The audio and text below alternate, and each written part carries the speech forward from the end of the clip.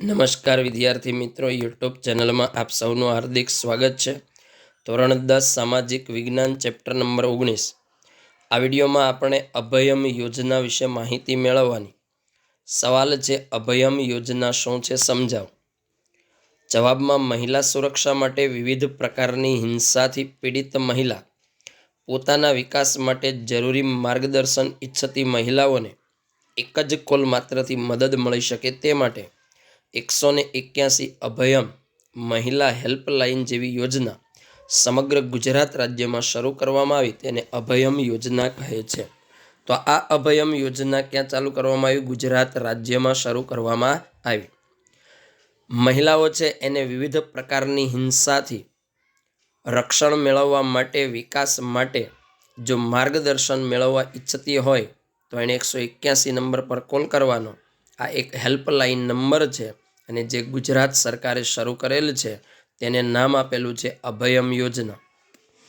રાજ્યની ગરીબ મહિલાઓ સહેલાઈથી ન્યાય મેળવી શકે તે માટે નારી અદાલતની સ્થાપના કરી।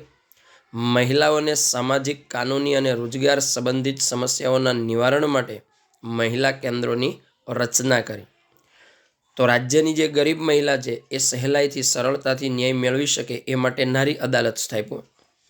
સ્ત્રીઓનો સામાજિક, કાનૂની, રોજગાર સંબંધી કોઈ સમસ્યા હોય એનું નિવારણ લાવવું હોય તો મહિલા કેન્દ્રોની રચના કરી। મહિલાઓના શારીરિક, માનસિક અને જાતીય શોષણ સામે રક્ષણ માટે સરકાર પણ જાગૃત બની। સ્ત્રીઓનો શારીરિક, માનસિક, જાતીય શોષણ સામે રક્ષણ મળી રહે એ માટે સરકારે પણ કેટલાક પ્રયત્ન કરેલા છે।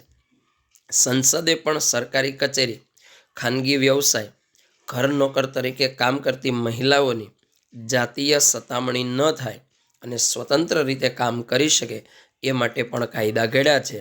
તો આ માહિતી આપી આપણે અભયમ યોજના। ફરી એક વખત જોઈ લઈએ, અભયમ યોજના શું છે તે સમજાવો।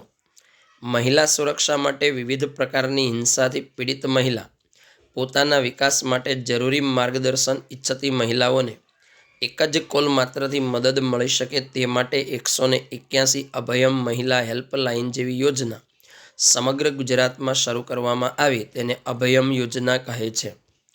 રાજ્યની ગરીબ મહિલાઓ સહેલાઈથી ન્યાય મેળવી શકે તે માટે નારી અદાલતની સ્થાપના। મહિલાઓની સામાજિક, કાનૂની અને રોજગાર સંબંધિત સમસ્યાઓના નિવારણ માટે મહિલા કેન્દ્રોની રચના કરવામાં આવી છે। મહિલાઓના શારીરિક, માનસિક અને જાતીય શોષણ સામે રક્ષણ માટે સરકાર પણ જાગૃત બની છે। સંસદે પણ સરકારી કચેરી, ખાનગી વ્યવસાય, ઘર નોકર તરીકે કામ કરતી મહિલાઓની જાતીય સતામણી ન થાય અને તેઓ સ્વતંત્ર રીતે કાર્ય કરી શકે એ માટે કાયદા ઘડવામાં આવ્યા છે।